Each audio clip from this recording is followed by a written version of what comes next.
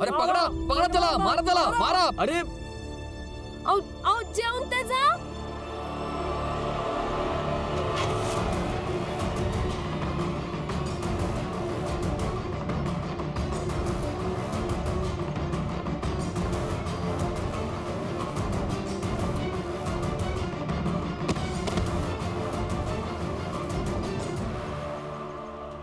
जे काही चोरलंयस ते परत कर, नाही तर लय मार खाशील. आणि ह्या वयात चोरी करायला तुला लाज नाही वाटत? मारायला. थांबा थांबा, हे काय करताय तुम्ही? एवढ्या म्हाताऱ्या माणसाला का मारताय? चोर आहे. माझ्या औषधांच्या दुकानातून औषधं घेऊन पळाला हा. काय बोलताय तुम्ही? औषधं कोणी चोरी करतं का? माझी मुलगी खूप आजारी आहे, तिच्यासाठी औषध हवं होतं. पैसे नव्हते, मग चोरी करण्याशिवाय दुसरा पर्यायच नव्हता.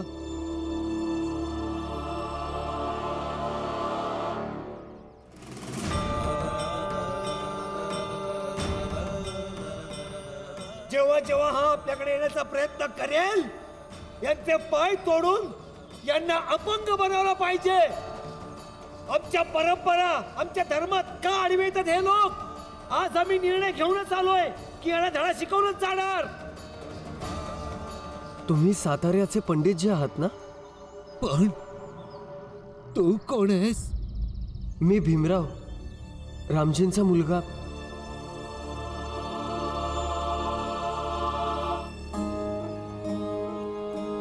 ज्या शास्त्रामध्ये तुम्ही हे सगळं शिकलात ते मला पण द्या, मी पण शिकणार. आणि न्यायालय असं असायला हवं जिथे भले कितीही गरीब, भले श्रीमंत असो, सगळ्यांना एक समान न्याय मिळायला हवा. भीमराव, तू इथं? हे बघा मित्रांनो, ओळखीचे लोक भेटलेत. आता भाऊसाहेब तुम्हीच माझे पैसे द्या. मी तुमचे पैसे देईन.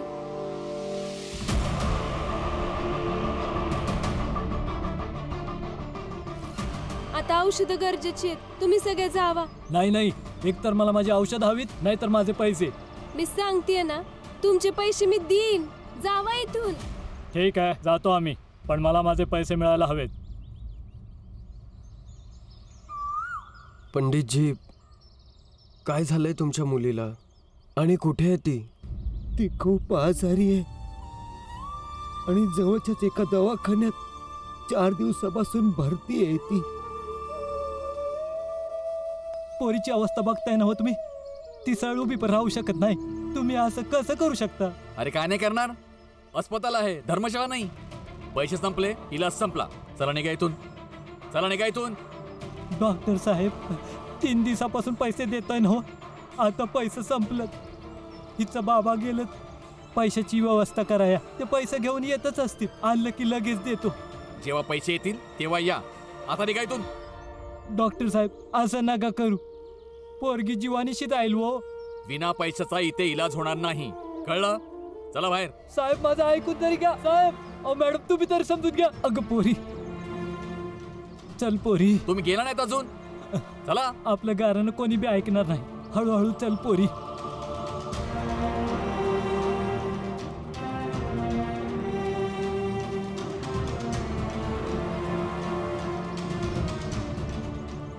मंगेश,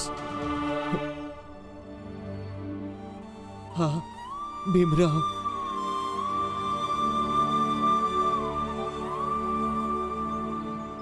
धैर्य ठेवा, मी तुमच्या सोबत आहे.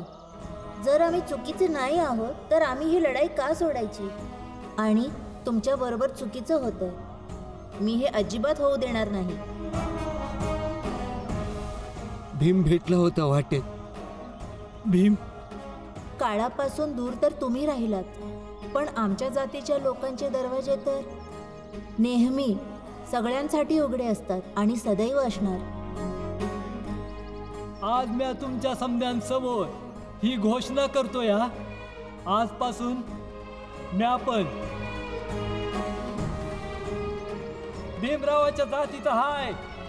माझी जर ऐपत मोठी असती तर प्रत्येक विद्यालयाचं नाव, प्रत्येक कॉलेजाचं नाव, प्रत्येक स्टेशनाचं नाव, प्रत्येक गल्लीचं नाव भीमराव आंबेडकर ठेवलं असतं, पण माझी ऐपत या दुकाना पातुरच होती, म्हणून मी ह्याचं नाव भीम चायगर ठेवलं. मंगेश काका,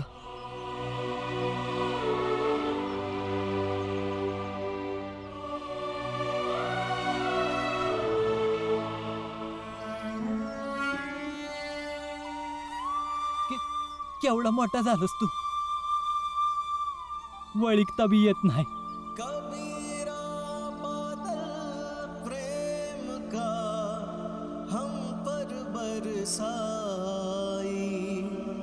अंतर भीगी आत्मा हरि भई बनराई.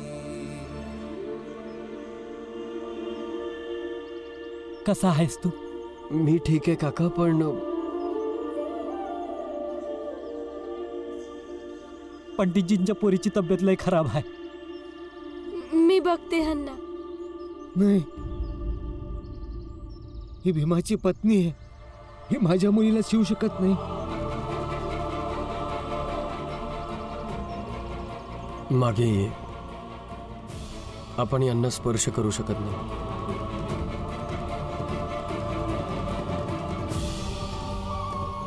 रमा, मंगेश, मी आत्ताच तुला गंगाजलने शुद्ध करतो. आणि काय म्हणाले डॉक्टर?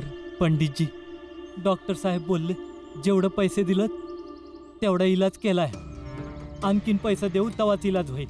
नाही तर हिला तिथं ठेवू बी शकत नाही. नाही ठेवू शकत म्हणजे? असं कसं होऊ शकतं? मी जाऊन बोलतो त्यांच्याशी.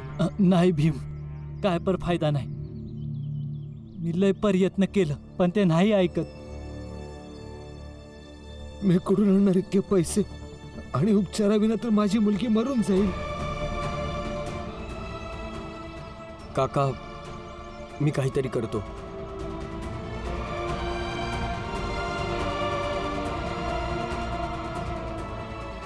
रमा, पैशांचा बंदोबस्त करावा लागेल, नाहीतर मुलीला काही होऊ शकतं. मला नाही यायचं. तुम्हाला जायचं असेल तर जा. अगं काय झालंय, तू रडती काय आहेस? रडू नको तर काय करू? तुम्ही आणि मी इतक्या उत्सुकतेने गेलो मदत करायला, आणि त्यांनी त्यांच्या मुलीला हात बी नाही लावून दिला. मला नाही करायची कुणाची मदत. तुम्हाला करायची तर करा. हे बघ रमा, मदत करण्यात कुठली अट ठेवायची नसते. समजावू नका. मला नाही करायची कुणाची मदत. बरं त्यांचं सोड, माझ्यासाठी तर कर. माझी मदत तर करशील ना? आणि हे बघ, ही वेळ काय बरोबर आणि काय चुकीचं याची नाहीये. कोणत्याही गोष्टीचा वाईट वाटून घ्यायची नाहीये. मदत करूयात, त्यांना गरज आहे. चल. हा भीमराव आतापर्यंत नाही आला. चौकीदार, हो साहेब. बाहेर जाऊन बघ भीमराव कुठे आहे. हो. जेवायला जातो बोलला होता, खूप वेळ झालाय त्याला. मी बघून येतो साहेब. ऐका काका, काका इकडे या. दली मावशी, दली मावशी, सगळे इकडे या. सगळ्यांकडे एक काम आहे, इकडे या. काय झालं? कशाला बोलवलं? झालं असं आहे की साताऱ्याचे चहावाले काका आणि पंडितजी मुंबईला आले आहेत. काय? आणि खूप मोठ्या अडचणीत सापडलेत त्या. झालं असं आहे की पंडितजींची मुलगी हॉस्पिटलमध्ये आहे आणि त्यांना मदत हवी आहे. एवढ्या म्हाताऱ्या माणसाला का मारताय? चोराया, माझ्या औषधांच्या दुकानातून औषधं घेऊन पळाला हा. माझी मुलगी खूप आजारी आहे, तिच्यासाठी औषध हवं होतं. पैसे नव्हते, मग चोरी करण्याशिवाय दुसरा पर्यायच नव्हता. पंडितजी, डॉक्टर साहेब बोलले जेवढं पैसे दिलं तेवढा इलाज केलाय, आणखीन पैसा देऊ तवाच इलाज होईल. नाही तर हिला तिथं ठेवू बी शकत नाही. हे बघा, माझ्याकडे आत्ता एवढे पैसे नाही आहेत की मी त्यांची मदत करू शकेन. ह्यामुळे मी तुम्हा सगळ्यांना विनंती करतो की जर तुमच्याकडे काही पैसे असतील तर तुम्ही द्या ना, त्यांचा उपचार होऊ शकेल. पण त्याच पंडितनं आपलं जीवन बर्बाद केलं होतं आणि आता त्यालाच पैसे देऊन आपण मदत करणार? आणि जर आमच्याकडे पैसा असतं तर मंजुळा ताईची चैन सोडवली असती. आणि बाबांनो, हा ज्या साताऱ्याचा ढोल नेहमी वाजवत असतो ना, त्या साताऱ्यातून काही लोक आली आहेत, पण ती याच्याकडे नाही आली आणि हा स्वतःला तिकडचा देव समजतोय. आहे ना काहीतरी विचित्र गोष्ट नाही? हितेश काका, तुम्ही तर गप्पच बसा. कधी कुणाची मदत केलीये जे आता कराल? चांगलं चाललेलं दुकान जाळायचं बस. काही पुरावा नाहीये आणि माझ्यावर आरोप ठेवलास ना, माझ्यासारखं वाईट कोणी नसेल, समजलं? लिहून घ्या. एक ना एक दिवस नक्की सिद्ध करन. आता ना इथे जरा वेगळी गडबड रमा, झाली. तू आत्ता शांत राहा थोडा वेळ. हे बघा, ते लोक कोण आहेत, कुठून आलेत, माझ्याशी त्यांचा काय नातं आहे, हे सगळं सोडून द्या आत्ता. आत्ता फक्त ही गोष्ट लक्षात ठेवा की त्यांची तब्येत खराब आहे आणि त्यांना पैशांची खूप गरज आहे. तब्येत तर पुढे जाऊन आपल्यापैकी कोणाचीही बिघडू शकते, आपल्यालाही गरज पडू शकते ना. थोडं त्यांच्याबद्दल विचार करूयात ना. भीम बरोबर बोलतोय. तुमच्या सगळ्यांकडं जे काही थोडंफार पैसे असेल तर द्या त्याला. मला तर हे वाईट वाटतंय की माझ्याजवळ आता एकही रुपये नाहीये. माझ्याकडे तर नाहीये. नाही, माझ्याकडे पण नाहीये. आणि भीम, जा बघ काय करू शकतोस.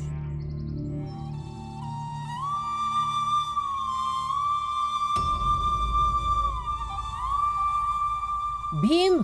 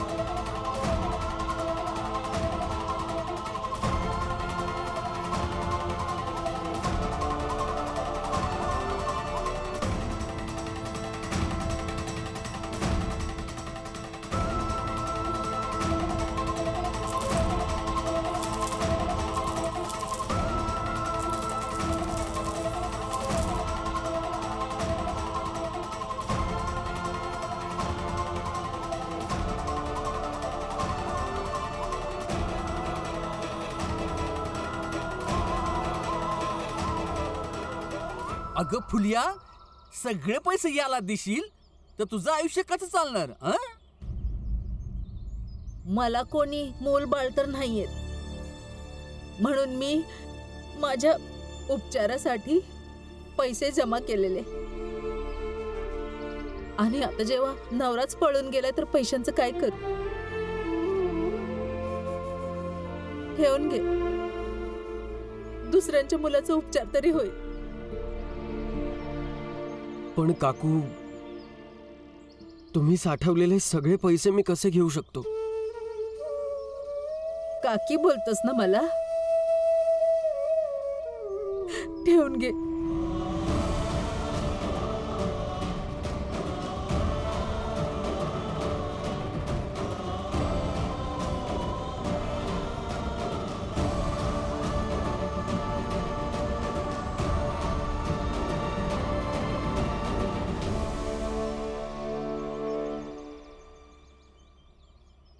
अरे, तुम्ही कोणाच्या भरोशा इथे बसलात? जा इथून. मोठ्या शहरात कोणी कोणाची मदत करत नाही. जा. असं नका बोलू डॉक्टर साहेब. आयुष्यभर मी ईश्वराची पूजा केली. माझ्या मुलीला काही होणार नाही, मला माझ्या ईश्वरावर पूर्ण विश्वास आहे. माझ्या मुलीला काही होणार नाही, माझी मुलगी ठीक होईल. असं बघू तुझा विश्वास. पैशांची व्यवस्था झाली आहे. यांना आत घेऊन चला, पैसे देतो तुम्हाला. मग आणा पैसे द्या. देतो ना, आधी उपचार तर सुरू करा. आत तर घेऊन जा. चला आत. उठ, सावकाश सावकाश. हा,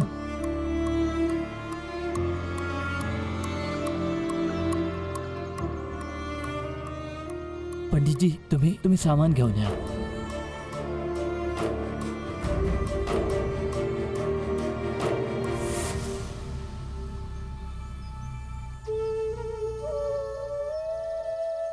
काय झालं पंडितजी? विचार करतोय मी आयुष्यभर त्या दगडाला का पूजत राहिलो. हा विचार आत्ता करू नका. तिची काळजी घेणं गरजेचं आहे. जा तुम्ही आतमध्ये.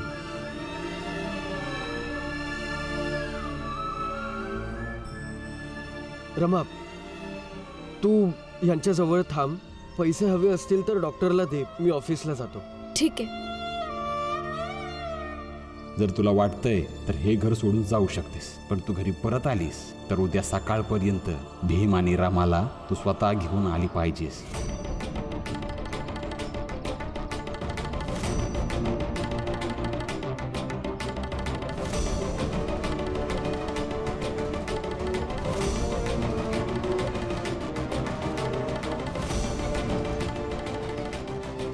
आई, चला जेवून घ्या. मला जेवायचं नाहीये. तू जेव. मला माहिती आहे की तुम्ही त्रासात आहात, पण तुम्ही उपाशी तर नाही राहू शकत ना. वय, कोणी बी मला माझ्या हालवर सोडू शकत नाही. तू उपाशी सोडू शकत नाहीस. रमा आणि भीम मला शांत नाही बसू देत, आणि माझा नवरा तो तर मला माझ्या हक्कासोबत नाही सोडू शकत. माहित नाही काय करू आता मी. आई, मला तुमची परिस्थिती समजते, पण बघा, एक ना एक दिवस हे घर, या घरातली माणसं तुमच्या मनासारखी नक्की होतील. फक्त म्हणतच बसतेस, करत तर काहीच नाही तू. माझ्या नवऱ्याची दुसरी बायको आहे मी. माझं लगीन व्हायच्या आधी त्यांच्या पहिल्या बायकोकडून त्यांना 14 मुलं होती. त्यातली काही वाचली आणि काही मेली, पण त्यांच्यामुळं मला कधीही आई व्हायचं नशीब नाही मिळालं. तू तर आनंदची पहिली बायको आहे ना, पहिलं बाळ आहे ना तुझं.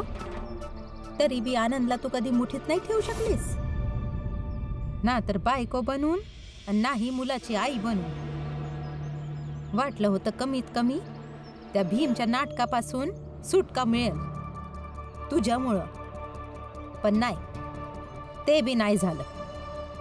आणि मला जेव घालायला आलीयस. आई, मी प्रयत्न केलं, पण काय फायदा नाही झाला. मला या घरातली दुसरी जिजाबाई नाही व्हायचं. हा, तर नको बनू ना जिजाबाई. लक्ष्मीबाई तर बन. आनंदची बायको हाय, त्याच्या होणाऱ्या मुलाची आई हाय. जिजाबाई नको बनू, लक्ष्मीबाई बन आणि विचार कर कसं करायचंय आणि काय करायचंय.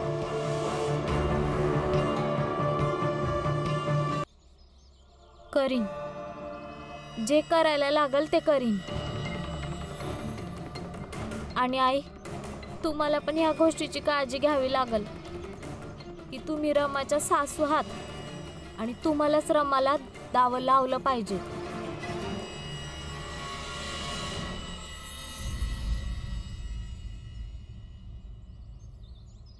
मे आय कम इन सर?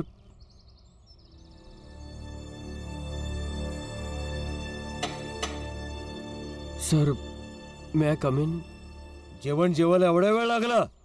नाही सर, रस्त्यात एक ओळखीचे भेटले. त्यांना हॉस्पिटलला घेऊन गेलो होतो, त्यामुळे वेळ लागला. अच्छा, ठीक आहे, तिथेच जा आणि तिकडेच बघ काम. माझ्या ऑफिसमध्ये अशा व्यक्तीसाठी कोणतंच काम नाही जो मला न सांगता कुठेही निघून जातो.